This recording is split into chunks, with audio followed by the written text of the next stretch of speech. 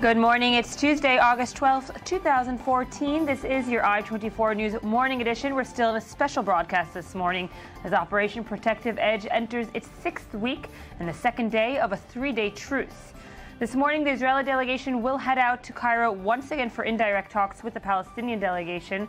Reports suggest that Israel will be calling for another 72-hour truce to be declared after the current one ends on Wednesday night in order to work on the details of a long-term ceasefire deal with Hamas. With me for this hour is Tal Shalev, I-24 News diplomatic correspondent. Tal, thank you for staying with us. Good morning. Being with us. Ali Waked, I-24 News senior Middle East analyst. Thank you for being with us. We're going to take a look at a next report that sums up yesterday's events, and then we'll continue from there. With a little bit of optimism and a lot of concern about the vague future, Israel and Gaza are ending the first day of a three-day ceasefire.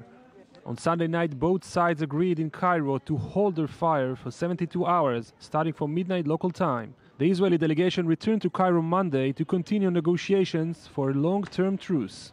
However, officials in Jerusalem and Gaza have expressed concern that the violence in the region could resume.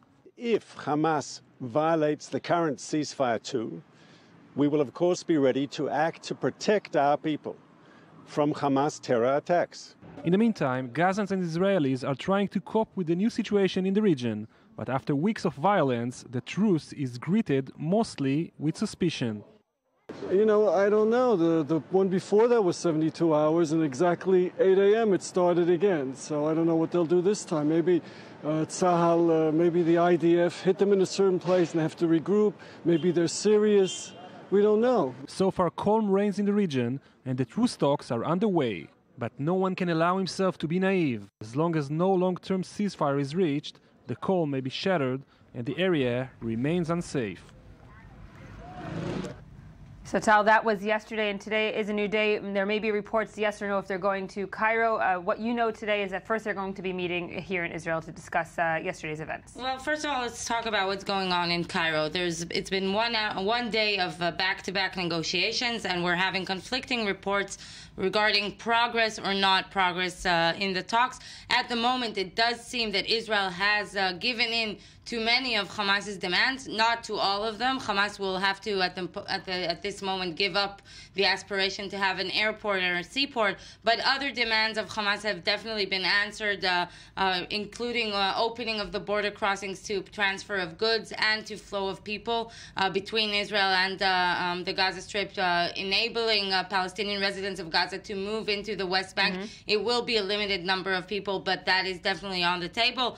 Reconstruction of Gaza. Israel is willing to open the Gaza border crossings for entrance of materials as long as it has some supervision. Israel is willing... Supervision by whom, though? Well, that's still unanswered, of course.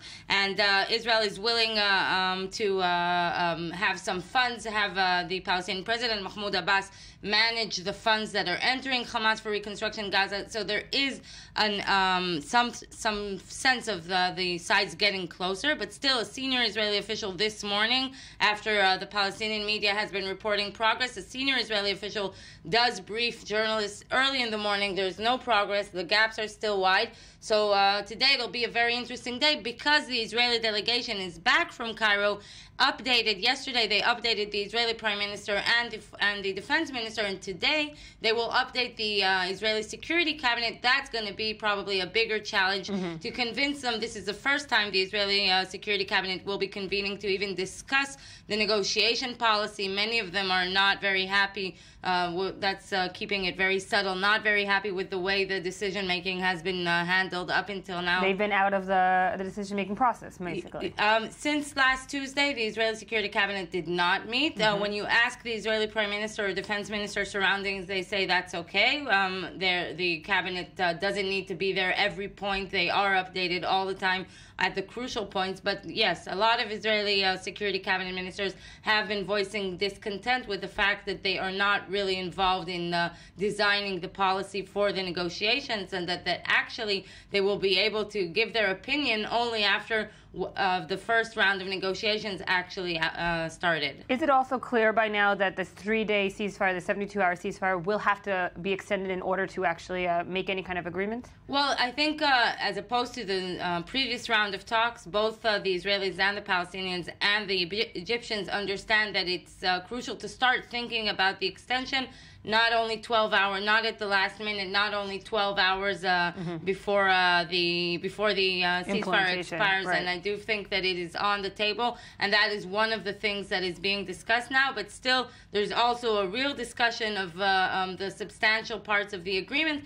And again, the devil is in the details. So even if there are a lot of reports on progress or on no progress, it's still until the last minute, until we see an agreement that is accepted by both the Israelis and the Palestinian delegation as whole. We're still far away from declaring this over. And Ali, does Hamas understand that a seaport and airport are things that are conditions that they're going to have to perhaps leave off the table for now, at least? Yeah, from the very beginning, Hamas understood that raising the issues of seaport and airport was only in purpose to get some achievements, as we heard from Tal, some openings of the crossings and growing the number of Palestinians that can pass from the Gaza Strip to the West Bank and the Egyptian side, the opening of the Rafah crossing, enlarging the space of fishing for the Palestinian fishermen.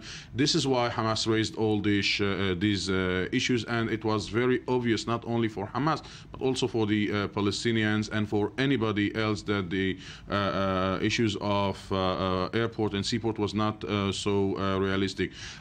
For the first time, I can say that both the Palestinians and the Israelis are right. There are gaps, but there are some progress also.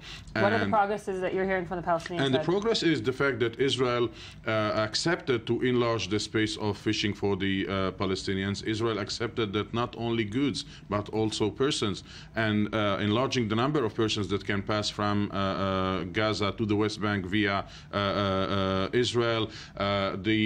Some products are also on the table now. I heard that Israel can let going inside the Gaza Strip some products that it was refusing before. The question now, the difference is about the quantities and the system of supervising of this of these products, plus the opening of all the other crossings on daily base, and the most important is the transfer of salaries from the West Bank to the Gaza Strip for the civil servants of the Gaza government and for the security men of the Gaza government. And the security men, Yael, this is a more beautiful name to say Hamas militants. But are they attributing the salaries, so forth, and perhaps opening of the fishing areas and so forth to the Palestinian Authority, to the success of the Palestinian Authority, or are they attributing it to the success of Hamas in the war? Well, from the Egyptian point of view, all these arrangements should be done with the Palestinian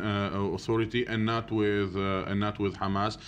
This is why Netanyahu has a big challenge today in his own cabinet, and Abu Mazen will have also his challenge to convince Hamas that the sake of the Palestinian people demands that the presidential guards, that the Palestinian Authority would be on the border supervising all these arrangements. And this is the credit issue that Hamas will have to calculate. From what I understand from Hamas sources, that if their demands are fulfilled, they would not mind that the Palestinian Authority will be the one to implement all these arrangements. We're going to add to this discussion Dr. Yossi Beilin, the former Israeli Deputy Foreign Minister and, of course, the architect of the Oslo Accords. Dr. Beilin, thank you for joining us. Good morning. Good morning. Thank you. The question really is, as we've been discussing this morning, is the political climate also in the region, but especially in Jerusalem, ready to make any kind of long-standing agreement with Hamas in Gaza? I don't think that there is any interest in Israel to have an agreement with Hamas. What is happening, and this is the big revolution here, is that in a few weeks the Israeli government is changing its attitude towards the Palestinian Unity government.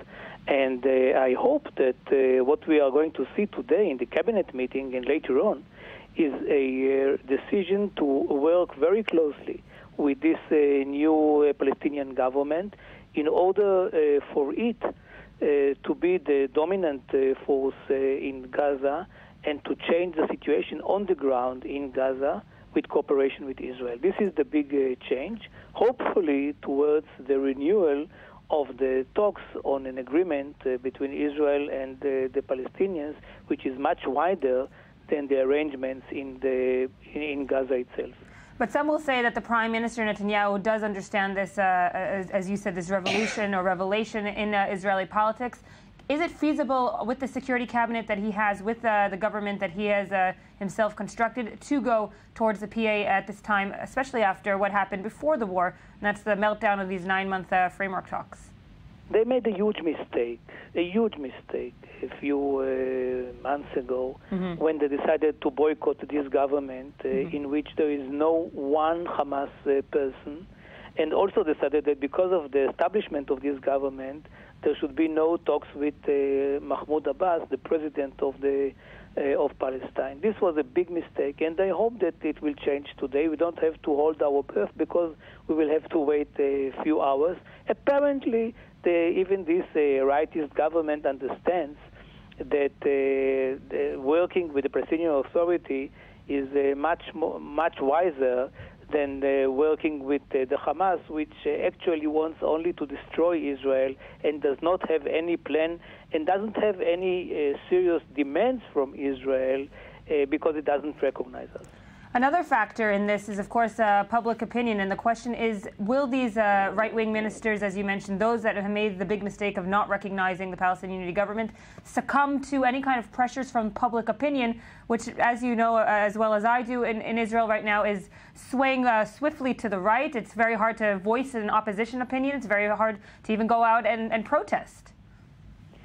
Well, this is true that throughout the war, the public opinion went to the right. This is the usual case in all the wars. There are demands to do more and to use more violence, and there is always kind of frustration in the morning after when the level of violence is lower than the expected one, and you don't really solve all the problems. But it will change, I believe, promptly. It will not take too much time before people understand that you cannot wipe out the Hamas, and that if you are trying to do something like this, the price is crazy, and that you have to find arrangement. And if you don't want to find an arrangement with Hamas, which I believe is wrong to do, then you have to find a way to have an arrangement with a sober organization, which is far from being pro-Israel or pro-Zionism, but with which we have agreements, and where you have people who recognize Israel, who wanted to put an end to violence.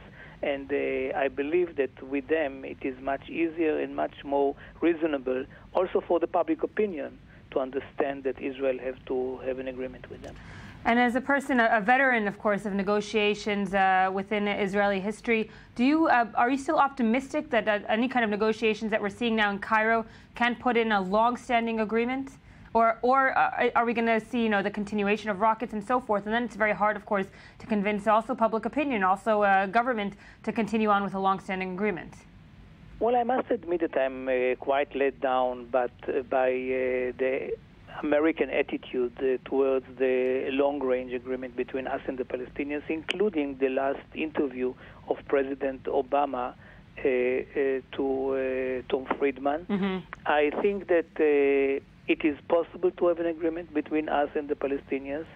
It might demand a change of government in Israel, which is not too difficult, because in the Knesset there is a potential dovish coalition or center-left coalition, right, led by Netanyahu, in order to have an agreement with the Palestinians, which is much more than a ceasefire. And this might be a kind of a gradual agreement towards a permanent agreement, not a permanent agreement now. This is regretfully impossible with the situation in the region right now and with the current leaders. But in the future, there will be a permanent agreement, and it is better to have a gradual one towards it, than to have nothing. And this will be, of course, a follow-up question to that. Do you have any kind of criticism towards the opposition during these 36 days of war? Some will say, yes, there was, during times of war, usually everyone does back the government, but we saw overwhelmingly backing of the government this time around. Is there any criticism towards the opposition within the government? No, I think that there was such a strong opposition inside the coalition that there was no need of outside the opposition. And I think that the opposition was much more responsible under the leadership of Herzog than the coalition itself, and I don't find any room for criticizing it. The main question for me is what will happen today. I mean, I would suggest to the Labour Party, and maybe even Meretz, to think seriously about replacing the Jewish home and replacing Lieberman as the foreign minister, to get into the government and to work together in order to have a long-range agreement rather than just arrangements, which hopefully will be agreed upon in the coming days. Dr. Yossi Beilin, the former Israeli Deputy Foreign Minister and, of course, the architect of the Oslo Accords. Thank you for joining us this morning. Thank you. Tal? Well, if we thought things were getting closer and we were waiting for the Israeli Security Cabinet to convene today to discuss the negotiations stand position, well, we just got news that the Israeli Security Cabinet meeting that was planned for today was canceled, meaning another week. We're no one's going to be talking. A week without the Israeli Security Cabinet really knowing what's going on, and we can assume that if there was substantial progress in the negotiations, this cabinet meeting would be taking place, since there's probably not yet enough to report to the ministers or not substantial progress. That's why the cabinet meeting has been canceled. We might say it could be easier for Netanyahu to go through the day, given the criticism that is starting to be heard from inside the cabinet. I just wanted to note that most of the, a lot of the problems that Netanyahu will be facing in the security cabinet are, of course, stemming from the fact that any ceasefire agreement, any long-term ceasefire agreement will essentially have to strengthen the Palestinian President Mahmoud Abbas. But it's not only that. It's also that there is a very big sense of disappointment inside the Israeli public that has nothing to do with Mahmoud Abbas or not, but rather it has to do with the results of the operation, and a feeling inside the Israeli public, and specifically on the border communities on the Gaza border, that this operation did not really bring to a substantial change, and Netanyahu has been promising to restore the quiet. Not many believe in Israel that the quiet will be really restored. And another thing, Netanyahu has been talking for the past month about linking reconstruction with disarmament of Gaza. In the past few days, we're hearing a change of rhetorics. We're not speaking about disarmament anymore. We're speaking about preventing rearmament, and that is different. And the Israeli public is noticing that. Right. And he will have a problem just because there's the image of the final image of this operation is not on his side at the moment. We're going to get a quick update now from our I-24 News correspondent, Michal Divon. Michal, you're on the Israeli-Gaza border this morning. What's the latest from there? Morning, Yael. So we're at the second day of this current ceasefire, 32 hours into the ceasefire, which came into effect Sunday at midnight. We've been in this situation before, and of course the question is not only if the ceasefire will hold, but whether this truce will lead to an agreement and of course a long-term solution both for Israel and Gaza. The citizens of the South have been very skeptical. During the last time we were here in the previous truce, we managed to speak to some people and we saw that no one was in any rush to return to their homes. On the second day, people were still skeptical. On the third day, people started coming back to reality, and of course at the end of the 72 hours, rocket fire once again began pounding the South, not to mention the fact that before the ceasefire and leading up to the previous one, there was an intensification of fire. So at this point, really the shift is completely on the diplomatic front, and people here are waiting to see what happens, not having their hopes too high. Michal Divon there on the Israeli-Gaza border. Thank you for that update. You, of course, will be with us throughout the broadcast. Ali, taking into account now Tal's report of gaps being too wide, one can imagine perhaps, and this is one scenario, that Israel did pass over some kind of a guideline for agreement, and it was underneath or below any kind of Hamas demands. Yeah, the question is, Yael, whether if Netanyahu is going to create a crisis because of its internal calculations, what would be the impact over Hamas? And Hamas made it, I don't want to say categoric and definitive. Hamas said that this truce would be the last one, and we need to wait to see today. Meaning what? If the truce is the last one, what's the next step? Hamas need to reach an agreement in these 72 hours. Now, if the Israelis, for their internal reasons, cannot reach an agreement, Hamas will not let this agreement collapse because of the 3 miles or 6 miles for the enlarging of the shippings. Hamas need to go to the Palestinian public opinion in the Gaza Strip and said this would happen in the crossings. These are the numbers of persons that will be allowed to move from Gaza to the West Bank. These are the goods that will be getting inside Gaza. The Rafah cross border will be open this or that day during the week.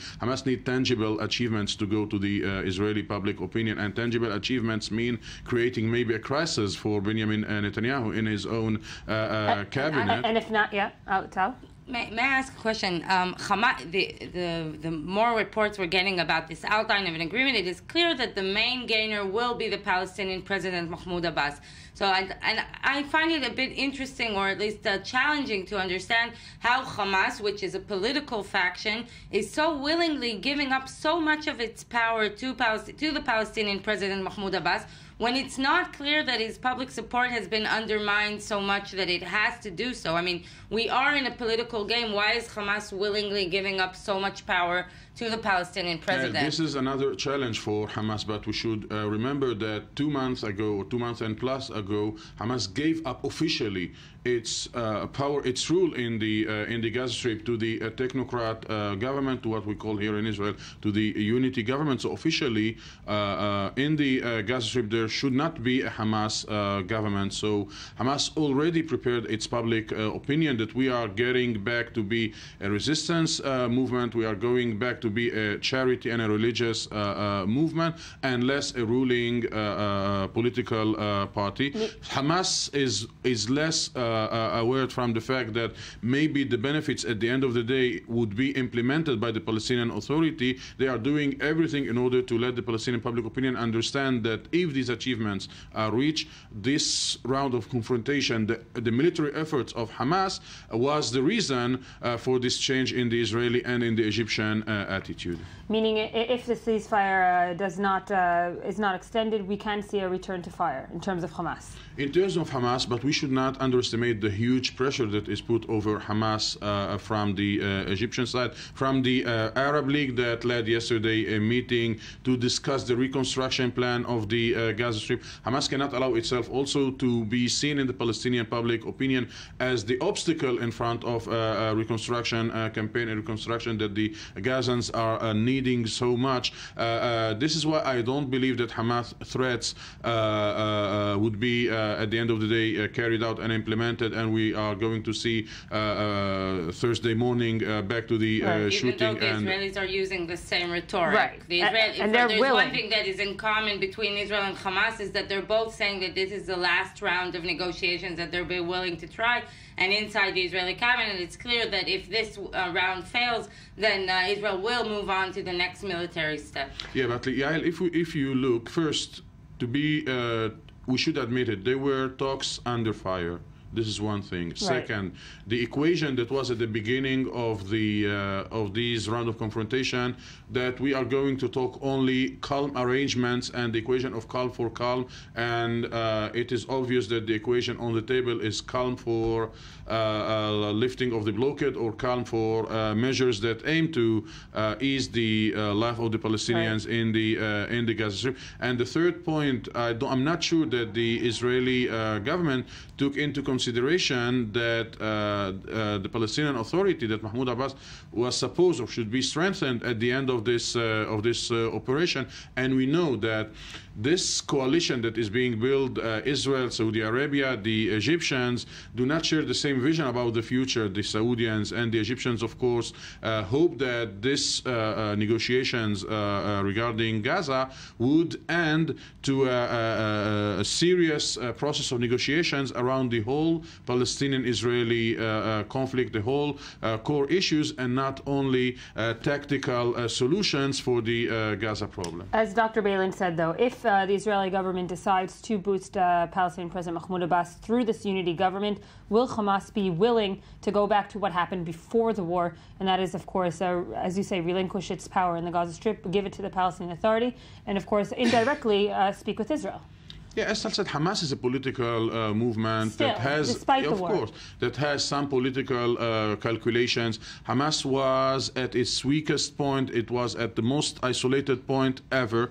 And if he can get back to the Palestinian public opinion and said, we were the reason for this change in the Gaza Strip, it's true that the price was huge. Almost 2,000 Palestinians killed, 5,000 houses and buildings demolished. But at the end of the day, the Palestinians will do remember that the reason for this lifting of the blockade, or relative lifting of the blockade, will be credit to Hamas. Right. And what will Hamas gain? And this is very important for Hamas, that the reconciliation process will be maintained, will be continuing, and Hamas is still looking towards the PLO institutions to be integrated in the PLO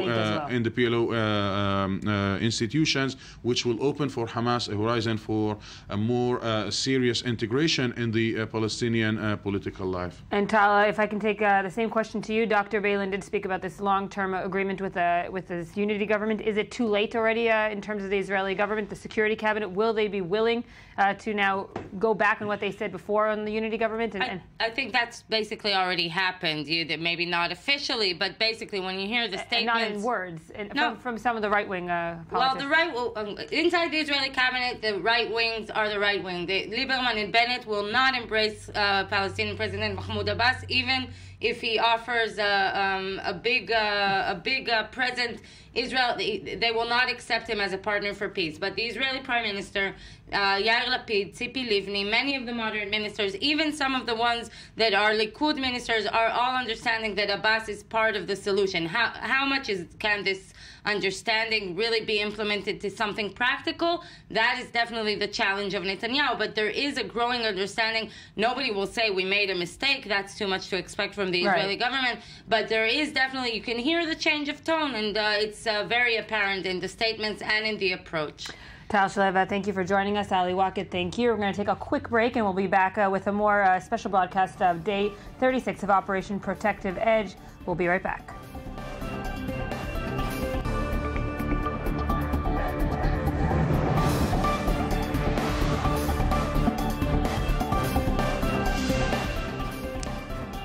Welcome back to I-24 News Morning Edition. We are in a special broadcast this morning. It's day 2 of the 72-hour ceasefire, and we've just been told by Tal Shalev, of course, that their gaps have been too wide, this according to Israeli officials, and there has been no progress thus far. The Security Cabinet has been canceled. Tal, you're still in studio. Thank you for staying with us. And also with us is Oren Nahari, the Channel 1's Foreign Affairs editor. Thank you for being with us. Good morning. Tal, so to continue, of course, on the Israeli-Gaza issue, it was obvious that it was another inquiry commission would be just on the heels of this operation. And yes, yesterday the UN did announce it's going to be constructing such a commission. Well, the commission was established at the end of July already, and now Israel was just waiting to hear who will be sitting in the commission and what will be the mandate. That is still yet to be determined. But yes, yesterday evening there was an hour of craze in Jerusalem, and especially in the Israeli Foreign Ministry, after the names of the commission members were published. Both of them, Israel was not surprised to learn that the 3 members, none of them are well known as any good friends of Israel in the international community. But when the Israeli Foreign Ministry officials did learn that one of the people appointed to the committee was Amal Abu Madin, the fiance of George Clooney, that could definitely not be a good sign for Israel, because that would probably George Clooney's fiance would probably probably draw much more attention that this maybe from people that weren't already interested in the conflict. Well, they're one of the hottest couples today in the at least in the international gossip arena, and that would definitely bring some kind of more light and more attention. But she decided not to take part of the commission. But in any case, citing that she's too busy, and not of course also releasing a statement that she of course says that she's with the Gazan people and so forth. All three members of the commission are well known for not being the most pro-Israeli activists in the world. The Israeli Foreign Ministry specifically attacked William Chabas, who is the Canadian international law expert, who is the chairman of the committee, voicing and citing statements in the past that he did give against the Israeli Prime Minister and against the Israeli conduct. So it's definitely not an easy commission for Israel, but this was no surprise. Actually, the Israeli Foreign Ministry has already decided not to cooperate, to recommend to the government not to cooperate with this commission because it assumes it is biased and anti-Israel, and that the results of the inquiry are actually well known and can be predicted in advance. So, but the Israeli Foreign Minister Avigdor Lieberman is yet to make that decision. He is still waiting to see the mandate of the commission, but we can definitely expect that Israel will not be cooperating with this commission. I want to ask Daniel Sheck, the former Israeli ambassador to France and the member of Hatnu'ah, the political party here in Israel, to join us. You're joining us from Paris this morning. Mr. Sheck, thank you for joining us. Good morning. So now we're hearing, of course, from Tal Shalev that Israel won't, or is it being recommended not to take part in this commission. This is very, of course, similar to the Goldstone Commission. And one of the criticisms that we've heard throughout the past few weeks here in Israel is, had Israel cooperated with Goldstone, maybe the considerations and the conclusions would have come out differently. Do you agree with that statement? It's difficult to say. Such questions that start with a big if are always complicated to answer. It's a real dilemma. To be honest, looking from the outside, it looks like a no-winner. You lose anyway. The idea of not cooperating is, so to speak, to undermine the credibility of this commission and of the organization that sent it. But quite honestly, I'm not sure that the fact that Israel didn't cooperate in the Goldstone affair really worldwide, undermined its credibility and in some way weakened the impact of its findings. On the other hand, it's clear that if you do cooperate, then it's more difficult for you to then complain about the results. So honestly, I think it's a real dilemma, and it's a bit difficult for me as an outsider who doesn't know all the facts to give a recommendation. But my intuition is always that it's better to be part of something. And since in any case this is not going to end well, at least you will have the possibility to give credibility to your own criticisms, because you will be able to say that you were part of it, you saw all the material, and you spoke to the right people. But when you look at the makeup of this of the panel, the names that have come out for now, and of course George Clooney's fiance has since said that she won't be taking part. But the other names on the panel, as Tal said, are not objectively very much pro-Palestinian. They're pro one side. Does that already discredit this commission in the international community, or will the international community say this is the UN, this is an international body? I'm afraid it discredits the committee mostly in Israel and among friends of Israel, and I can hardly imagine that there is any way to discredit this committee worldwide or in the international public opinion, or in the what you call the international community. It is a UN body. It is the most anti-Israel UN body that you can imagine. But that's something that Israelis know, and that most people don't care about. The UN is the UN. So this is definitely not good news. I didn't expect there to be any good news from that body that is nominating the members of this committee. But this is, it's one of these givens that Israeli diplomacy has to deal with, and has always had to deal with. And of course, if Israel doesn't decide to take part in the commission as might be expected, is there anything that the Israeli government, the Israeli Foreign Ministry, can do preemptively before the commission starts, maybe through its diplomats abroad? Well, of course, there's plenty to do, and I'm sure my former colleagues at the Foreign Ministry are busy or have been already busy collecting material to try and refute some of the obvious charges that will be brought against Israel. But you know, these committees are strongly connected to the media coverage of such events. Unfortunately, you only name such committees, you only nominate them and create them around world events that have huge media coverage. And once you do have media coverage, you have the attention of the world, and you have plenty of filmed material and of people who are prepared to testify. There's a lot of testimony and evidence. So I think the thing to do now is to, first of all, prepare the background in the international community and in the media, which on the one hand shows the impossibility of Israel to fight in this forum because it is so biased. And secondly, I hope, as an Israeli citizen, I hope that there is strong evidence to refute any charges of wrongdoings in the area of human rights while we were in Gaza.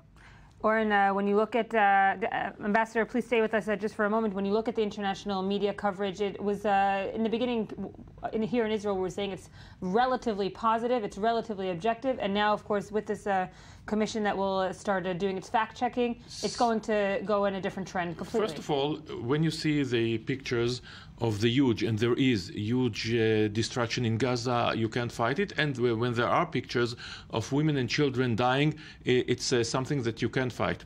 And of course, the beginning of this commission is when Navi Pillai, the head of the commission, the Human Rights Commission in Geneva, and Ban Ki-moon saying that Israel committed war crimes or crimes against humanity. So what's the commission going to find out anyway? But still, there is perhaps one or two glimpses of hope when Israel can and will show the evidences, not of Israeli generals, but of objective journalists from Gaza, the Indian, the Finn, the France 24, and even the BBC, who's coming and checking the evidence and saying, okay, there were less people killed than we thought, and most of them not as the Hamas said, the Gazan says, not all of them were women and children, but the vast majority was young adults, presumably Hamas fighters, then there is something to try to refute, but still... That might be too little too late, though. It will be too little too late, but it will be there, I presume. I think that as far as anything is definite in these times and world, they will find Israel at least guilty with not being careful enough in bombarding areas of civilians, etc., etc. And they will say, of course, that Hamas is fired rockets from civil areas, etc. But still, nobody expects anything from the Hamas terror movement. It will not be. It will not come out flowers for Israel. But still, if you put in these markings, these addresses, it will be important to show them as well. Ambassador Shek, when you think about the political climate around the world with regards to the Gazan war, and you see the pictures coming out of this weekend in London, tens of thousands of people, unprecedented numbers in Hyde Park in London. Also, of course, in France, we've seen throughout the operation a lot of protests on the street. Is this something, as an former Israeli ambassador to France, that is also unprecedented for you? Well, it might seem that way, and maybe the numbers are bigger, but I was ambassador here in Paris during Cast Lead, and there were plenty of protests, and I must say that the media was harsher. The media climate around Israel was harsher, at least after the first week of grace. And I think that the situation is a little bit different here. Although, obviously, the longer this drags on, this is the well-known formula, the longer this drags on, the worse the image of Israel is being tarnished through simply the build-up, layer on layer upon layer of images of destruction, as Oren had just mentioned it. And I tend to agree with him that in this commission, as is the case in the media, it's not that Hamas has many supporters, although they do have supporters, oddly, on the streets. But most people on the streets who are waving the Hamas flags, I'm not sure they know exactly what this stands for. But they are not the important target here. It's tens of thousands of people. We're talking about tens of millions of people. So if I don't think that this commission or the media have any sympathy for Hamas. Mm-hmm. And Owen is quite correct to say that they will certainly not come out the big winners on the human rights side, but they are not the issue for the Human Rights Committee. They are the civilians are, and since it's very difficult to distinguish between Hamas militiamen and civilians, and since Hamas is not accountable in any way, in any case, in front of that organization, and the State of Israel, a member of the UN, is. You can see that from the beginning, Israel is entering this with a very, very bad handicap. All right, Ambassador Daniel Sheck, the former Israeli ambassador to France and the member of a Tnuah political party here in Israel. Thank you for joining us there from Paris. Tal, just to sum up this, of course, as we've heard from the ambassador and from Oren as well, it's going to be something that Israel will not take part of, most likely. Is there, at any case, any voices within the government that say maybe we should go back and look at our mistakes, quote unquote, from Goldstone? Well, first, no, I haven't heard any voice calling to revise this policy of not cooperating with the UNHCR. It's definitely the UNHRC. It's definitely has the worst image, I think, in the Israeli political system from all UN bodies. But the Israelis are, I think, the Israelis are building on the fact that maybe other conflict and other violent conflicts will shed a different light on the Israeli fighting in Gaza. You hear a lot. This is one of the Israeli communication points outside. Why don't we hear so much protest about what's going on in Syria? Why don't we hear so much protest about what's going on in Iraq, which you will discuss later on?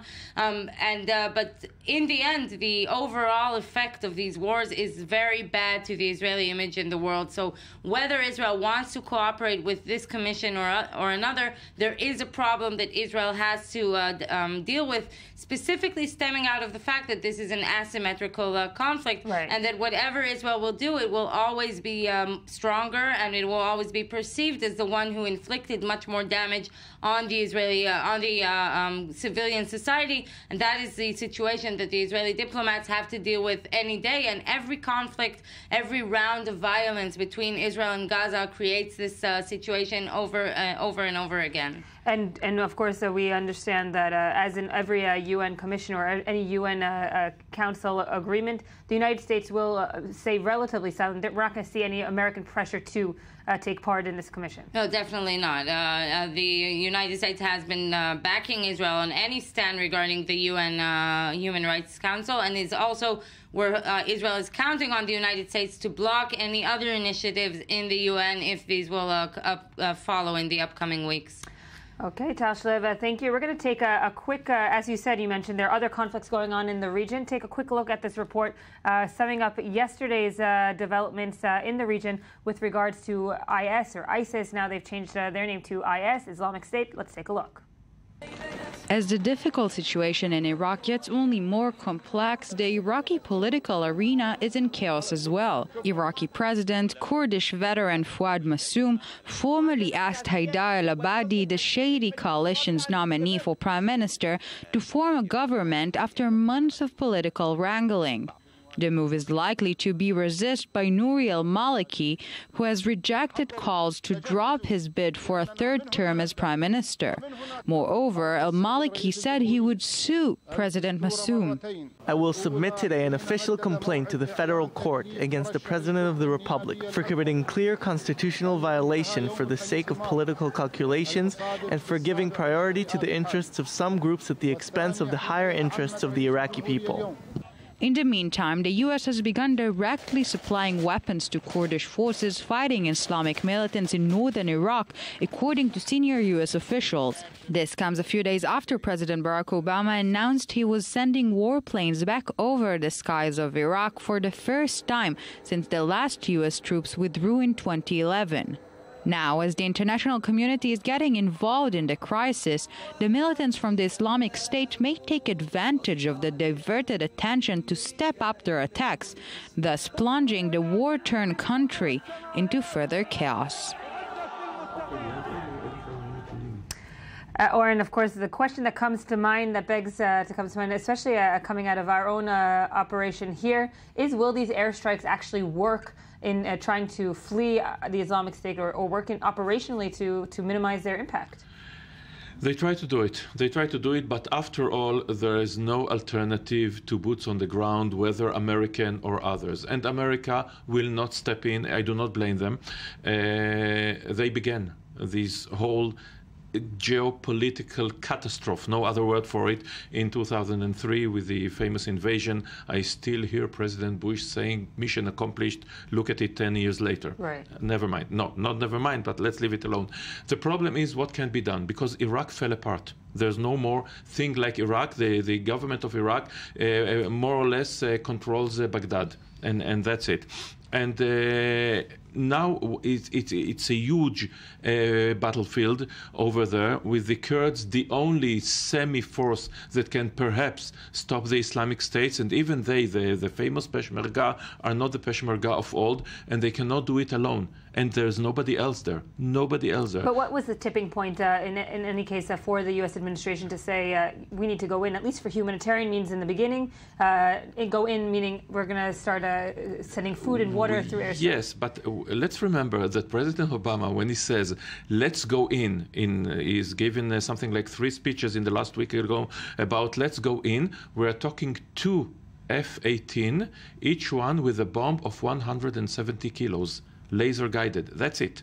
That's the airstrikes. And of course, humanitarian aid. So at the moment, that's the beginning, and perhaps they'll do more airstrikes. So they can hold it, they can hold them at bay, at least on the open ground, not to conquer Erbil, etc. But at the moment, they've conquered Mosul Dam. They control the hydroelectric power to Baghdad, and they can, well, it's hard to blow a dam. It's not like you put 2 dynamite sticks and you blow a dam. But still, if they do it, it's a catastrophe to the people of Baghdad. So at the moment, what they try to do in the inner arena to throw Nouri al-Maliki out and bring somebody who perhaps will be more able to work with the moderate Sunnis, with the Kurds, with the Shiites, to hold the Islamic States, because at the moment we see that the Islamic States they control huge swaths of land in northwest Iraq and southeast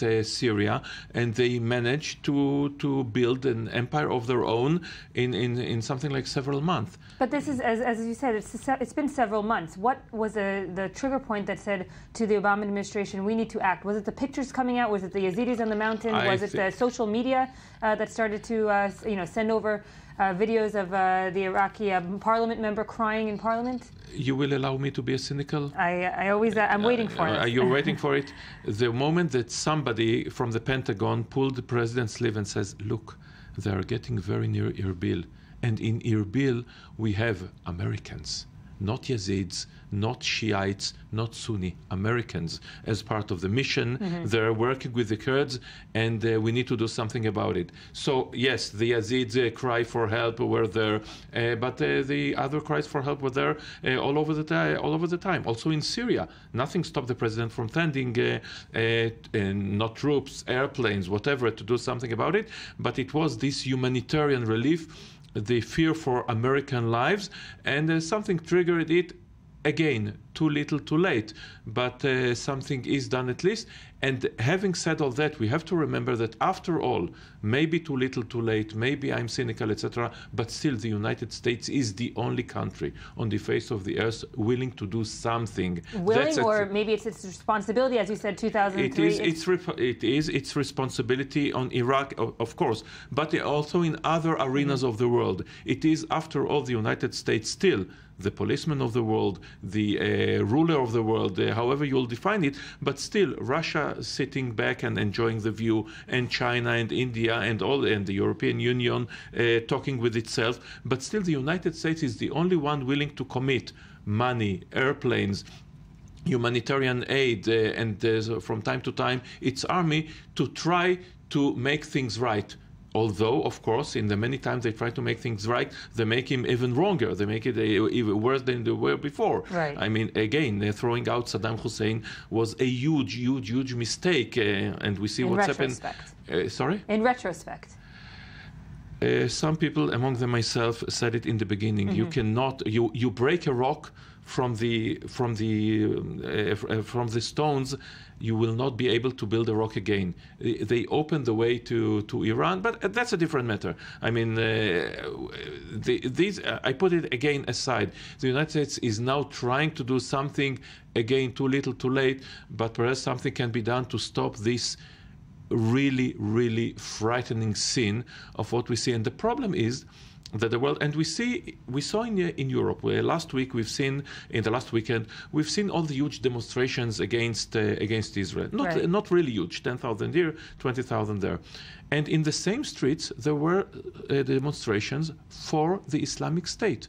I wonder if the people, not the Islamists who were there, the other ones, are literate. Can they read? Can they really read what they say? Because what they say is very simple. The world is between the Islamists and the infidels. Either you'll become good Muslims or we will kill you. It's as simple as that. So you would think that it's in other countries. And by the way, it's in the Hamas Convention as well, of course. Right. We've heard that numerous times throughout the last weeks, the comparison between the two. Many will say that it's in other countries' interests as well to intervene, even NATO countries, even the UK, for instance. And you mentioned, of course, Iran before that. Are any of these viable options to intervene? They do intervene, and Iran is bleeding in Syria and in Iraq. And so is Hezbollah in Syria, not in Iraq. And the UK, its intervention is very minimal. It's a humanitarian aid. I don't see any British government sending troops again to Iraq or to Afghanistan for that matter. So it becomes something for the local forces. A big question, what will Turkey do? Again, when these huge bushfire reaches its border. And the Kurds in its own population. The Kurds have no option. The Kurds are there. They have to fight for their lives. And the last week, the Islamic State massacred a Syrian Sunni tribe, Sunni their own, because they tried to stand in their way, and so the other tribes fled the area, and they spread fear, rightfully so. I mean, I fear them as well. So should anybody in the world. But at the moment, they don't try to conquer Baghdad. It'll be too much to swallow, perhaps at this time. Big question is what next. And Israel, looking at it from here, it's maybe not the first on its agenda. We have, of course, Cairo and the Cairo talks in Gaza, but nevertheless, we are seeing reports of IS in Jordan, IS in Lebanon. Yes, and also Israel's unequivocal support for Kurds. Yes, unequivocal, well, from time to time. Right. Unequivocal support to the Kurds and to Jordan. There is a huge fear in Jerusalem that these Islamic State, or whether they will be, let's say that they'll be, that Iran will somehow conquer them, either them or Iran will come to the Jordan River, because Iraq is no longer a state. And if Jordan falls, what's between us and Iran on the one hand, or Islamic State on the other, two options that are not very nice. So at the moment, people in Israel looking at Hezbollah and Hamas, Hezbollah and Al-Qaeda, spilling each other blood in Syria and Iraq, and says, okay, let both sides go and prosper. But in the end, something nasty is going to come out, and the end is not that far away. So do you see any maybe behind the scenes cooperation between? There is still ongoing. And now perhaps something that can come out of these talks in Cairo, that there is, I will not say an alliance, but an alliance behind the wings between Israel, Palestinian Authority, Jordan, Egypt, Saudi Arabia, and the other Sunni countries in the Gulf, that they are frightened to their boots because of the Islamic states, and perhaps something can come out of it. And Israel is part of this unity? It could, well, unity is a strong word. Israel could be a part of this regional alliance that comes out of fear of Iran on the one hand and the Islamic State on the other, because the interests are the same. So when there is a convergence of interest, you start work from there. And then we'll see what's happening. But again, each country has its own agenda. Netanyahu looks on the one hand at Lapid and Livni, on the other hand at Bennett and Lieberman. Nobody is, is his own... no one is threatening still as IS is. Or maybe the opposite. Maybe they're more threatening to him. A big question. That is if a big that's the case. We'll leave it at that. Yes. Oren Nahari, thank you for joining us. Tal morning. Shalev, thank you for being here. We're going to go straight to the I-24 News Desk for some headlines of this morning, and we'll be back more with I-24 News Morning Edition special broadcast this morning. We'll also touch upon other subjects around the world, including Robin Williams' untimely death, and we'll be back after the headlines.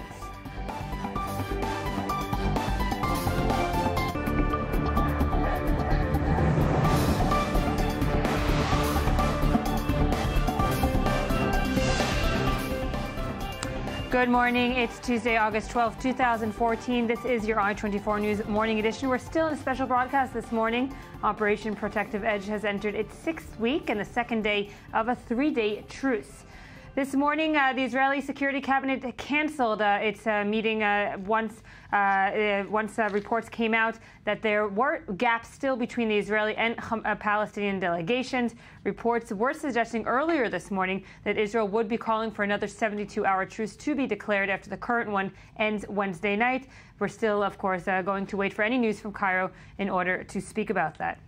Another issue. During the latest IDF operation in the Gaza Strip, women were almost entirely absent from the discourse, many will say as usual. Eti Livni, a former deputy speaker of the Knesset and a member of Security and Foreign Affairs Committee, is now here with us to speak about Forum Dvorah, Women in Foreign Policy and National Security, which is lobbying to have women involved in more decision-making processes. Good morning, Eti. Thank you for joining us. Good morning. And I also want to say good morning to Yossi Melman, intelligence and security expert. Thank you for being with us. Eti, I do want to start with you. How many women are really in decision-making positions in Israel today? And is there any kind of positive or negative trends that you've seen throughout the years? How many we have to count? We have to count the ministers. We don't have any in the cabinet, any woman in the cabinet. Limor Livnati, some kind of a spectator. Right. And in the Knesset, some women are involved in the security issues, like Miri Regev and Hanin Zoabi and others. What is the trend? I think the trend is for the better, but very, very slowly. In the media, there is much more women now discussing issues on panels and so on, and this is quite a work of our Forum Dvorah and other organizations. But even so, when you look at the last operation, or the current operation, the only one really whispering in Netanyahu's ear was, if at all, was Tzipi Livni. There's one in terms of the ones in the security cabinet. Yeah, that's right, but one very important. I think she's very close to him. No, yes, we admit there are not enough women. There are not women. That's our target, fighting for inclusion of more and more women in the discourse and in the processes of national security issues. We believe that women can make a difference. We believe so. What do you attribute it to? Is it something that is purely Israeli, or you can see it around the world, that women are less involved in these kinds of issues? Israel is like all other Western countries. There are women, but not enough. It depends. It should be an active operation to include women. Like in France, like in Scandinavia, half of the ministers in France are women, or almost half. So they are involved in all kinds of issues, and strategic issues, and foreign affairs issues. So we have to fight and to include, because there is a lot of women that can do it in all kinds of fields. And we have all the names, and we have a Forum Dvorah includes like more than 100 top women in these issues. Why would you think, of course, other than the obvious, women make up more than 50% of society and thus they should be represented, what is the perhaps added value of having women in foreign policy, in security issues that maybe we haven't seen in the past? Added value is the variety of ideas, point of views. Women now are quite involved in the war because they are a part of the civilian society. They have to take care, they have to keep the children. There are lots of issues that they are in charge of. And they are combatants too. We have visited the Gaza Strip and we saw all the women that are recruited to do all the important tasks. Exactly. First of all, it's obvious that women should be there because, as you said, 50%, just equality issue. But on top of it, and it's more important, that we have some of us, or many of us, have different views and different angles and in other points of views. You mentioned the media, and this is, of course, a very good point, especially when Israel is in war or in conflict. We do, turn on the evening news, prime time, and we do see a panel usually of men. Very rarely do we see a panel of women. Yeah. And some of my colleagues in the media will say, well, that's because it's so hard to get women on. Is that an excuse that you accept? No, not at all. What do you mean by it's difficult to have women on? They can't you have find the list. Well, you have the list. One refuses, so go to the other. Mm-hmm. It was the same if you remember the Turkel committee. They said there no women. They approached few women. They didn't want. Ruth Lapidot, the others didn't want. Okay, so there are hundreds more, and they want. And just after the judgment of the committee, tens of women approach and ask to be included in the very professional ones. So you cannot say, I looked here and there and nobody is there. They are there. Just make some effort. So any time that you lack a woman on a panel, call me. I'll bring you 10. I definitely will. But from the government side, we saw the Bank of Governor Karnit Flug being appointed after much deliberation, and many maybe unrightfully so attributed it to that she's a woman and thus she wasn't being appointed right away or as a man would have been appointed. Is there also this inherent sexism? It's not a good idea to take one person and elaborate on these positions and how he was nominated. I know that Yair Lapid is very much committed to the issue of inclusion of women, and he took Yael Endon as the CEO of the Minister of Finance, and it was very quick. Right. And she was pregnant then. So it's not the case. I think there is more and more women involved, especially in the governmental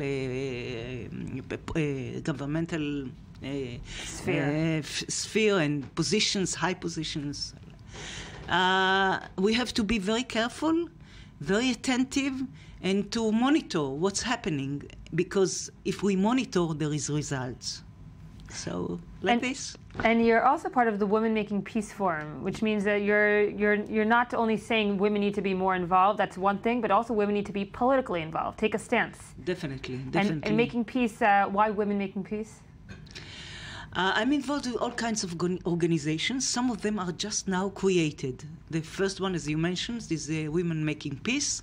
And they started like a week or 2 weeks ago through the internet, through the Facebook. There are hundreds of women that recruited to this purpose, and there is a steering committee, and we're really trying to act. And there are forum-wise also a very active forum. We try to approach women in Gaza. We try to approach women, Palestinian women, and try to have a dialogue, because the after-war situation needs the voices of women and the problems of women and the solutions of women. So we are trying to approach. It's not easy. It used to be a few years ago, but not these days. And the Gaza and the Hamas and women is much more difficult to approach. But we are doing all our efforts, and we are trying to collect forces and to do some difference. And do you believe there is a common denominator? Just basically, the slimmest common denominator is the fact that you're women, and thus you can build on from that? Let's try it. We didn't try it till now. Let's try it. It's the dominator, which is very important. And let's try. And because has the Israeli the government... result till now, it's not excellent. not excellent is an understatement. Yeah.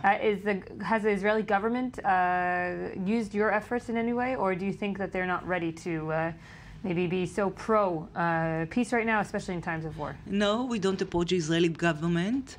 The only person in the government that I'm quite in a relationship with is Tzipi Livni, but she's not involved in these issues. She will be involved if there will be something feasible and active. And we are making the grounds to approach on these issues. Yossi, just your comment. I know we're gonna speak about other things as well, but I just want to hear your comment with regards to Forum Dvorah and women making peace and so forth. Would you say that there is an upward trend, or is it very slow, as Eti says? I think it's backward. If you measure, I don't have the full statistics, but if you measure the number of female members of parliament a few years ago, there were much more relatively. In the government, we have at the moment, if I'm not mistaken, 2 cabinet ministers, but only one is in the inner security and political cabinet, Tzipi Livni, and I differ with what Eti said about her influence on Netanyahu. I think she's trying very hard. She has a lot of experience being a cabinet member since 2005. I think she's one of the veterans of the government, among the ministers, but their influence is very limited. And yes, there is a need for inclusion of women even in the military, in the security services, in the Shin Bet, in the Mossad. There are at the top level. There are very few women there. Maybe it's getting better, but it's not sufficient. But on the other hand, we know historically speaking, we had women in top positions, from Golda Meir to Indira Gandhi to Bandaranaike in Ceylon, in other places, and I don't think they made the world better, or they were better. They were better when it came to questions of war and peace. So I don't think it's only a gender issue. But it should be represented. Yeah, that's for sure. Eti, you want to reply? Yes, well, we said Golda Meir. Okay, we said Golda Meir. So what? So she was not the most effective prime minister in these issues of war and peace, and on the contrary. So what? It doesn't say anything. Or Indira Gandhi. I don't want to compare.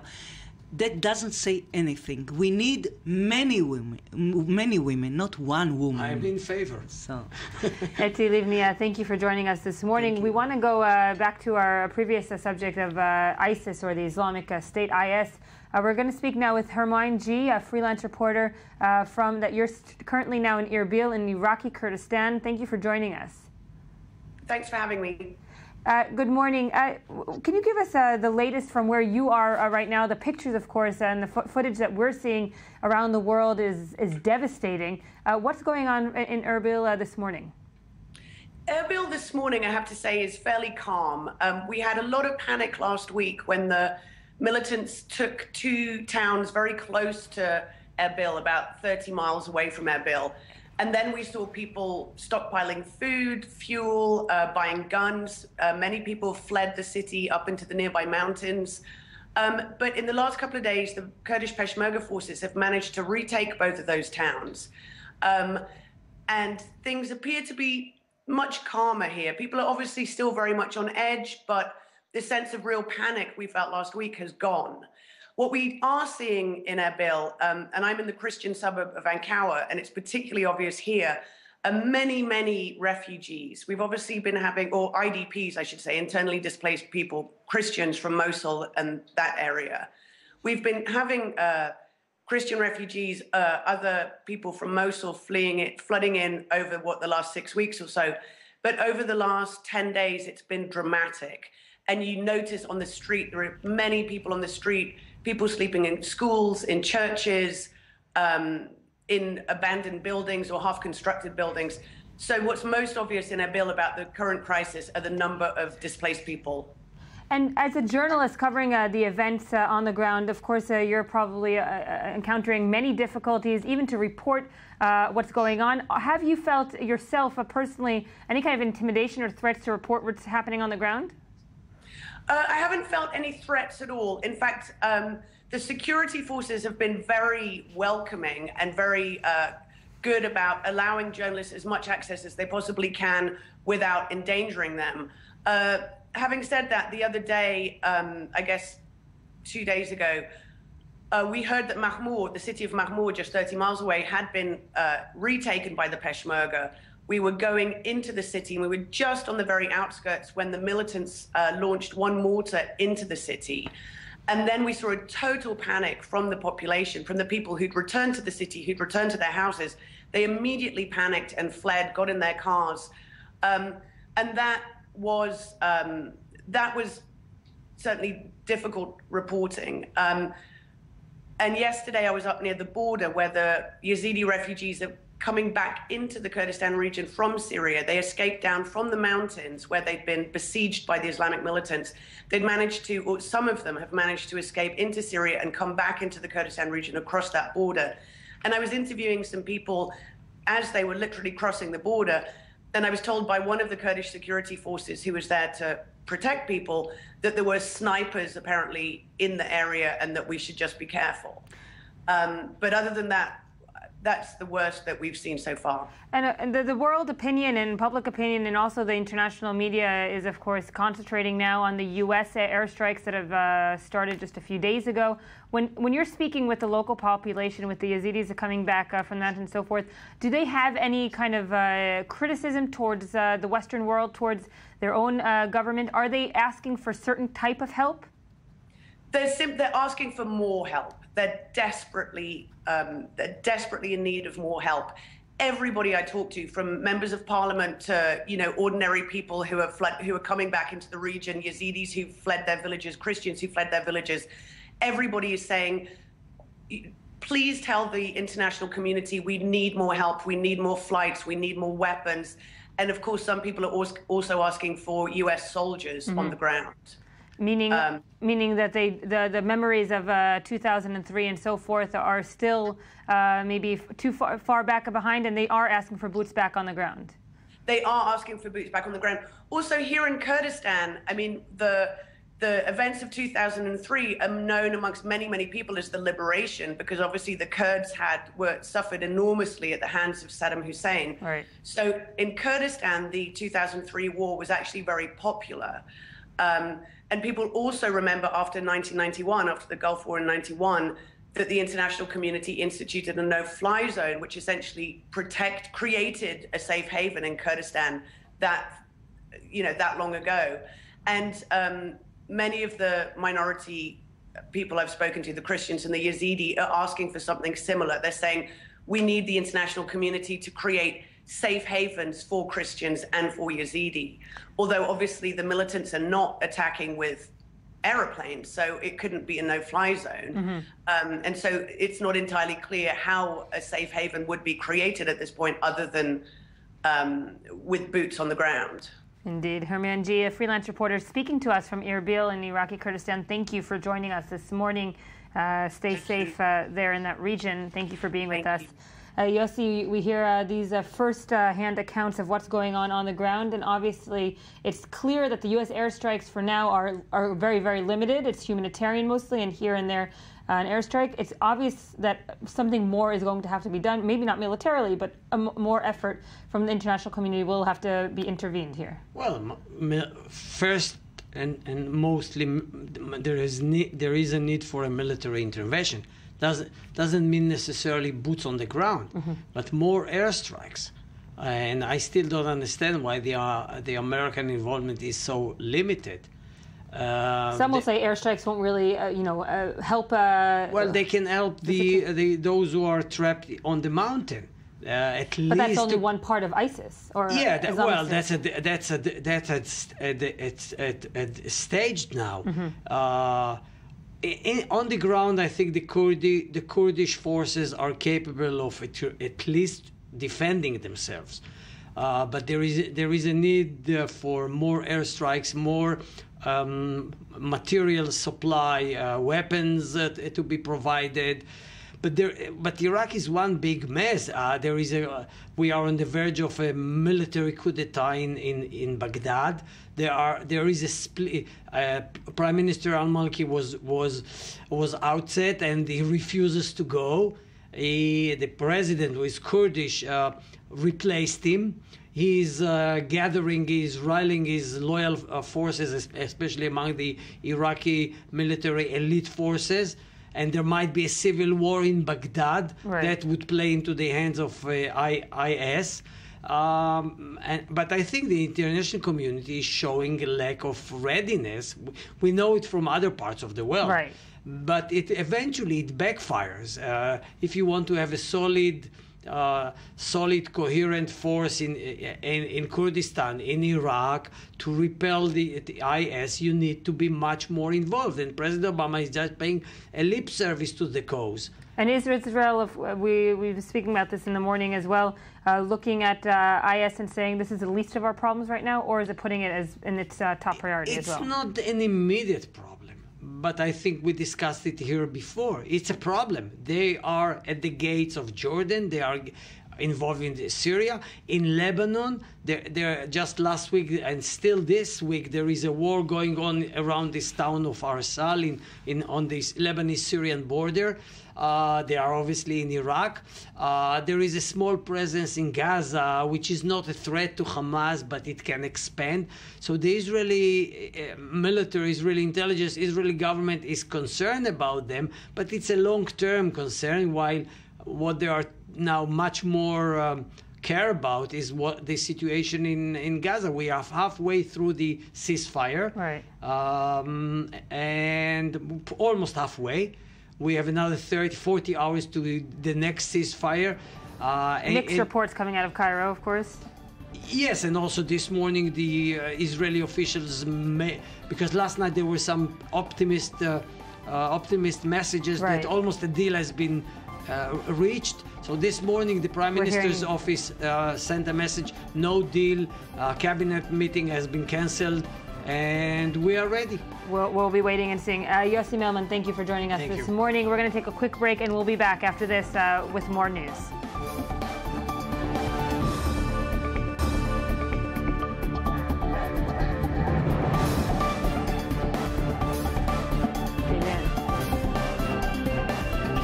Welcome back to I-24 News Morning Edition. We are still in our special broadcast this morning, day 36 of Operation Protective Edge.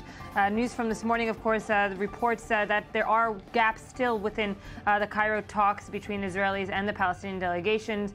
Yesterday we heard reports quite the opposite, saying a deal is near. This morning the Security Cabinet cancelled its meeting, meaning perhaps that there is wider gaps than thought. We're in the second day of the 72-hour ceasefire, and this may be extended if needed. But we're going to go on to other topics this morning as well. With me for the last part of the morning show is Chen Lieberman, Channel 10's culture editor. Thank you for being with us. Good morning, Vietnam. Shai Ringel, I-24 News tech correspondent. Thank you for being here. Good morning. And Gabi Tartakovsky, our I-24 News correspondent. You're going to be here with some press reviews and from around the world, not only in Israel. Chen, I'm going to start with you, of course. Yes. Tragic news this morning for anyone that grew up in the 90s, at least. Mrs. Doubtfire it's devastating. has died. Yeah, devastating. Robin Williams was found dead, and it's probably a suicide.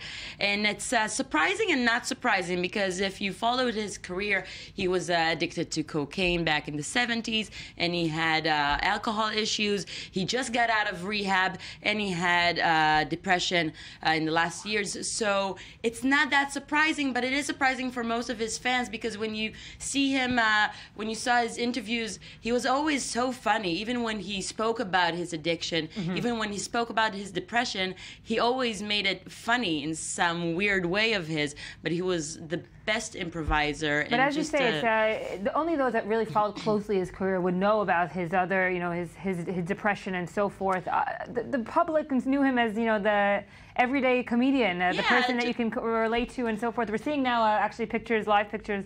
Oh, not anymore. We were seeing live pictures from his house fans coming from around the world and lighting candles and so forth. He's the kind of character, public figure that will bring fans to his house. He lives north from San Francisco, and I'm sure that people are going to come there in the next few days because he was such a powerful character. Everybody grew on his movies and, the comedies and the dramas, and really this just crazy genius. You see his interviews, you know where it starts, you never know where it's going to end.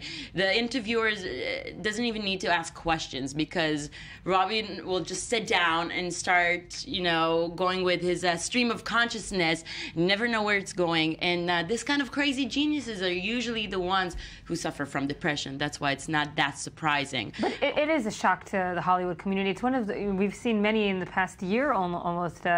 You'll give some names, of course. Philip Seymour Hoffman, James Gandolfini last year. These are people that that no one knew, kind of thing. Maybe those that knew, but the rest of the world did actually see them as these. Right, because people knew them more from their characters, less from their personal lives. And again, Philip Seymour Hoffman, for example, he had a drug addiction, and he talked about it. But at the same time, he was such a successful actor, so you couldn't really figure out how he could keep on working and still have this drug addiction. And Robin Williams, the same. Again, every interview he did, and I saw him talk. He did a whole show, a stand-up show called "Weapons of Self-Destruction." So he talked about his addiction, but again, in such a funny way. And he was always active. He was working all the time. Right. Nobody took it literally. Yeah. So at 63, he found dead, and it is devastating. And President Obama has already come out with a statement saying, of course, this means how big he was, also not only to Hollywood but also to the American people, and so the American culture. Yeah, President Obama said he was one of a kind and that he touched all of us. He won only one Oscar for supporting role in Good Will Hunting, and that's a little surprising. Yeah. And that's not even a comedian. Exactly. Well, he was nominated 4 times for Best Actor, 1 for Supporting Actor. But yeah, he was known not only for his comedy. I mean, mostly for his comedy, but people really liked to see Robin Williams doing the serious face as well. And I don't want to use the cliche, but I am going to do it. He was a sad clown. And but you know what? He maximized his genius, and that's what makes this story not really tragic. Yeah. Because he really contributed so much to American culture, to the world, and to the comedy world. So it's sad. It's sad on a personal level. It's sad for his family, but he really managed to do the best he could with his crazy personality. And we're going to definitely see a lot of reactions coming out of Hollywood. I can only say myself, the amount of times I saw Mrs. Doubtfire, it's embarrassing. I mean, that was the movie I grew up on. and you cried, right? It wasn't only funny. No, I cried. hated Pierce Brosnan after that movie. Oh, yeah. Yeah, he was the Still villain. Still do, right? Speaking of another legend, this is an Israeli legend, but actually he's a Hollywood legend just the same, Menachem Golan. Yeah, he's actually the most well-known Israeli director in Hollywood, and you could see that now that he passed away at 85, you could see that from all the other directors or Israeli figures that died in this last year, he was the one who got the biggest coverage in international media, and that's because he wasn't a foreign director doing foreign films. He embodied the meaning of Hollywood, which is quality, quantity over quality.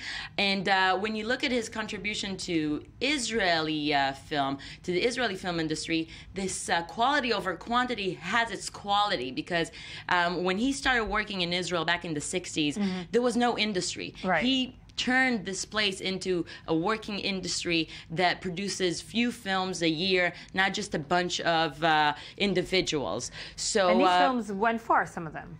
Yes, he produced the first Israeli film that got an Oscar nomination. He directed the second Israeli film that got an Oscar nomination. But he was considered, critics didn't like him. And it's actually sad because in the last few years he was pretty lonely. He didn't get a lot of appreciation. Let's also remember his production company. You'll remind me the name of Canon Films. I know that you wanted to talk about Menachem, so I gave you that stage for a second. I'm a Canon kid. Yeah, Canon kid, which is, it's trash movies, it's B movies, but it's classical trashy movies. That what brought Chuck Norris and Jean-Claude Van Damme and Stallone. Exactly, in Cobra. All the big ones. He produced 20 films a year. So he wasn't known as an Israeli director. He was known as the Canon Films director, producer, the ones who really made an industry out of this trash films that you produce on an assembly line. So many of them were flops, if I understand correctly. But many of them were very profitable. He tried to maximize the profit with entertainment, cheap entertainment, but the kind that people miss today, I think, because today you pay more and you get less. But even within Israeli society, he was his cousin, Yoram Globus, was, instrumental in building the film industry on the commercial side of it in Israel, and they were actually partners and cousins. Yeah, they were partners, cousins from Tiberias, and Cinderella story. Exactly, growing up in Tiberias and then moving and making it big in Hollywood. You don't see that many stories. It's usually a fairy tale. They were partners for a long period, but then they had also their differences. They had conflicts, and it was really sad to see Yoram Globus in his funeral talking about how Menachem, even at age 85, he still wanted to create and produce more and more films, but no one really collaborated with him in the last 10 years. No one really took it seriously. But he kept on talking about it. Any reactions from Hollywood towards his death? Well, I saw a really interesting review of his films in The Hollywood Reporter, so that made me smile, knowing that people still remember and recognize his contribution to Hollywood cinema and Israeli cinema. And quickly, an Israeli that is now in Hollywood doing very well. Yeah, let's end on a positive note, right? Yeah. Odeya Rush. Remember this name? She's the next Natalie Portman. Why do I say that? Ooh. Because she was born in Israel. She moved to the States when she was 9 years old. You won't recognize a bit of an accent. I should have started earlier.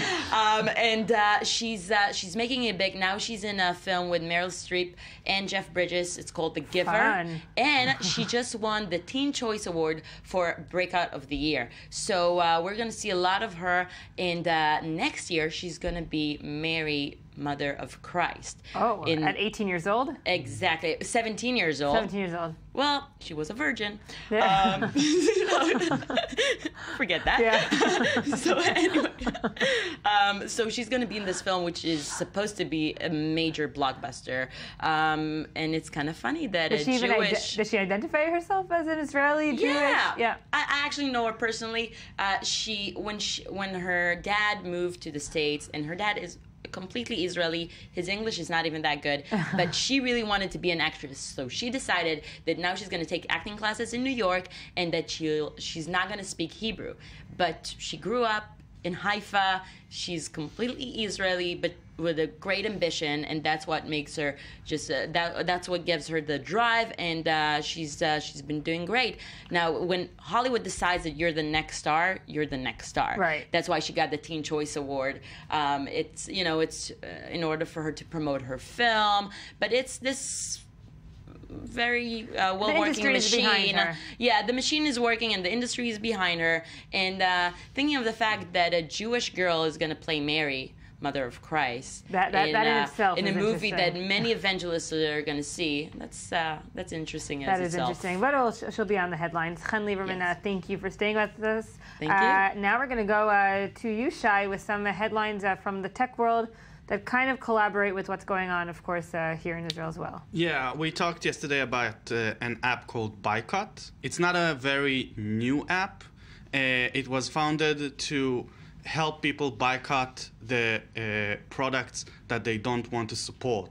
It was founded to actually help people boycott the Koch brothers. And now we see a rise in this app, in the use of this app, because people want to boycott Israel. Since the conflict in Gaza, the download of the app rised like 300%. Wow. And a lot of groups inside the app are now helping Americans. It's mostly used in the United States to boycott products that comes not only from the settlements but from the state of Israel. And there's a really big rise in this app, and we see a lot of... Who's behind the app? Is it who started this app? The app was started by a left-wing organization in order to help people to boycott products that their owners donate to the Republican Party. That was the idea behind the app. Now, it's a very sophisticated app because all you need is to scan the barcode of a product. You go to the supermarket, you take a product, you scan the barcode, it tells you who's the owner behind this organization, who produced this, let's say, pasta, and where is it coming from, and you can subscribe to lists of products that you don't want to buy. And a lot of people subscribes, unfortunately, to Israeli, anti-Israeli lists. There is only one pro-Israeli list that helps you to buy products from Israel, but it has very little fans. Very little users around the world. All right, so this is tech using the BDS movement, probably most likely to... Probably a lot of independent organizations in the United States helps them. And the surprising thing is that it's not coming from Europe. It's from the United States. And we see a rise even in the States for people who don't want to buy Israeli product. And they use very sophisticated and simple tech. Right, at once. Yeah. All right, so it's a political statement through your smartphone. That's yeah. I'm all for people knowing what they're buying, but, you know... but know both ways of the conflict, I guess, as well. What else do you have? We talked yesterday about a very interesting Israeli startup called VoiceIt. VoiceIt is a startup that helps people with speech impediment to get their voice back. And it's a very interesting product because you can download it to your iPhone or iPad, and it can learn how you speak and repeat it. The idea was that if you had a very bad disease, or you had a speech impediment, or you had a stroke, unfortunately, and you lost your ability to speak, the app can learn how you speak now, and then it can learn you and help you get your voice back. So you go to a meeting and you say what you want to say, and you have the app translate it, really? Yeah, and they were already making tests. We yesterday we also had the CEO of the company and also a man who managed the employment facility in Ramle, which is a very poor city, and he uses the app in order to hear people with disabilities and try how they can communicate in work or in the store or anything else. So it's an Israeli app. You can speak in Hebrew. You can speak in any language. Oh, that's the thing. You can speak it any language. It learns you. And that's the most surprising thing about it. First of all, it's very cheap because it's an app. And the second, it's... it learns you as a person and how you can speak. So it's a very interesting technology. We hope it will go well. There's an Indiegogo campaign for the product, and we're hoping it will see funding because around the world as well. Yeah. What else do you have? We talked about yesterday a very interesting survey, I have to say, very interesting, about the fact that YouTube stars are now bigger than pop stars. Variety had a survey among teenagers. Okay. And they gave them 20 names of YouTube stars and pop stars. The first 5 names to come in the survey are people you don't know. Smosh is the first. Yeah, I Never don't know. heard of them. Yeah. There are two very funny guys, 26 years old, that makes stupid YouTube videos. Number two, Fine Brothers. Also, you don't know them. I don't know them, yeah. Gabby, you know them? Third place is a Swedish guy called PewDiePie, who is a YouTuber who play games. And he has more subscribers than Justin Bieber and Miley Cyrus together. No way. Yeah. I'm Yeah. out of this. Where have I been? And teenagers. Watching Mrs. Doubtfire. Yeah. And teenagers think that they are the biggest stars in the world today, and we don't know who they are. I know PewDiePie, and we're going to interview him in our show in a couple of weeks. But the funny thing is that Leonardo DiCaprio came last.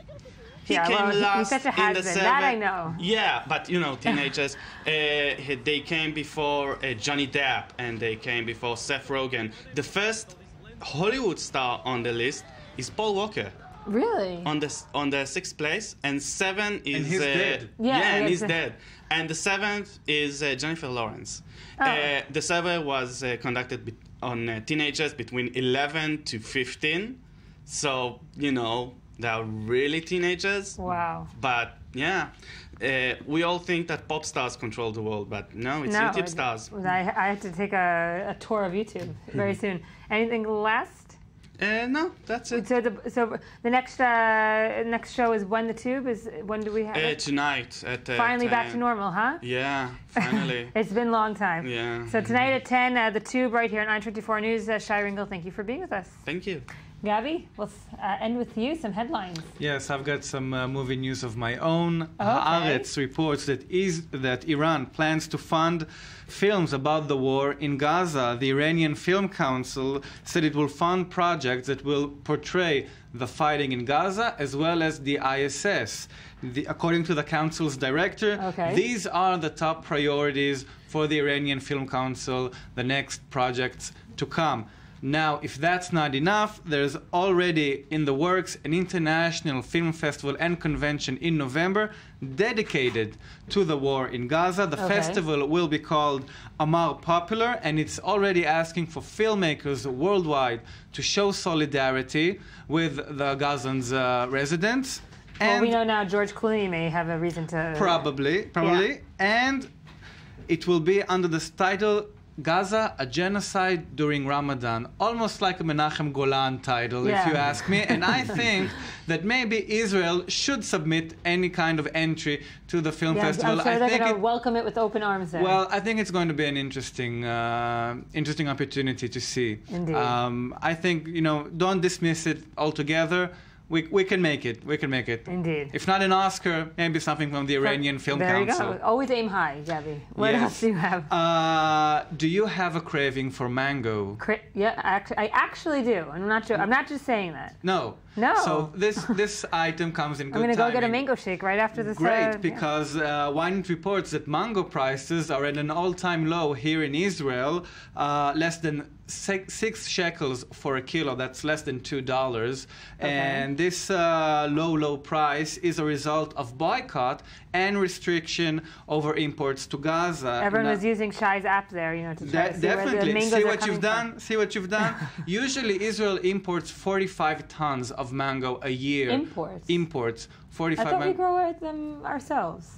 We do, but then there's also a large sector that imports and exports. And now there was 10% was planned to be exported to Jordan and some Gulf nations.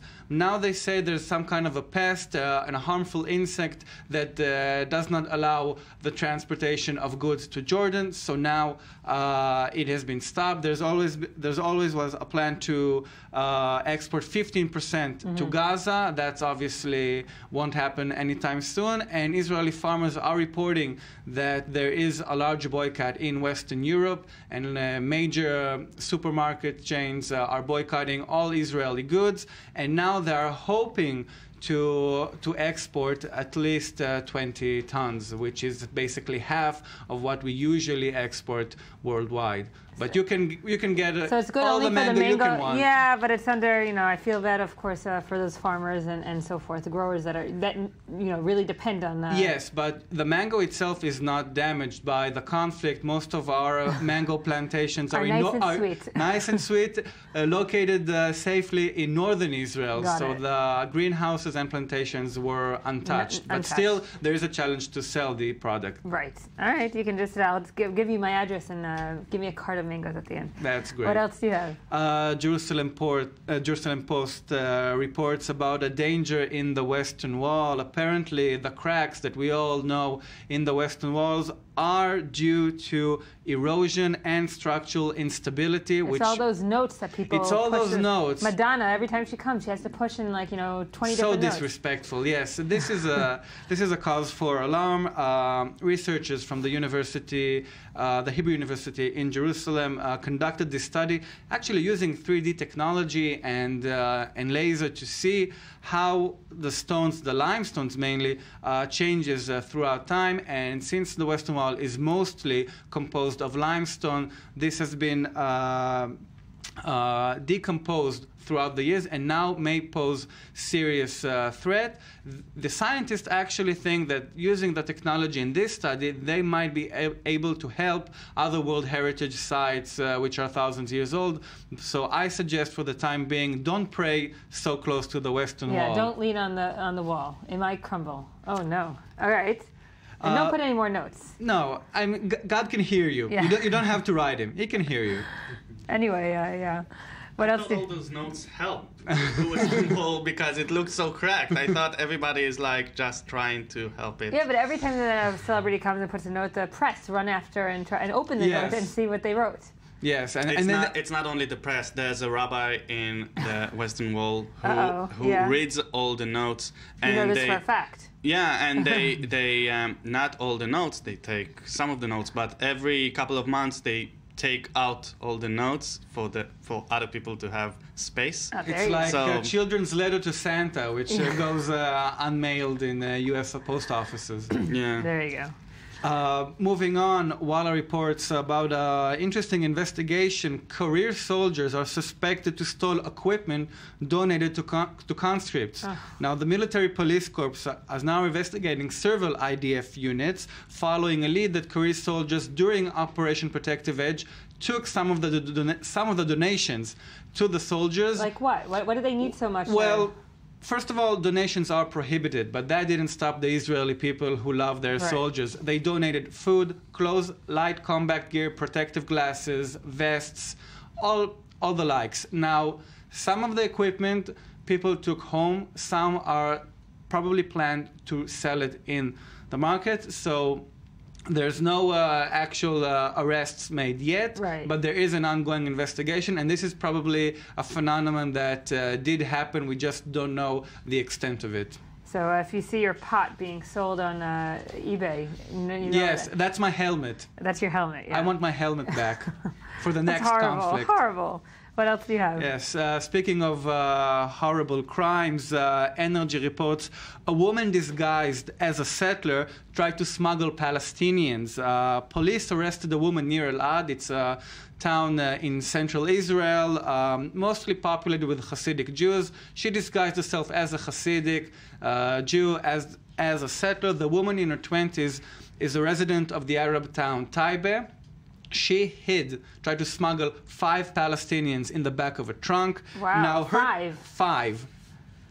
Yes. Not a lot of room. Not a lot of room, but you're bound to get caught. Her disguise kit included a huge Israeli flag, an oversized Vitzo keychain. Vitzo is the Women's International Zionist Organization.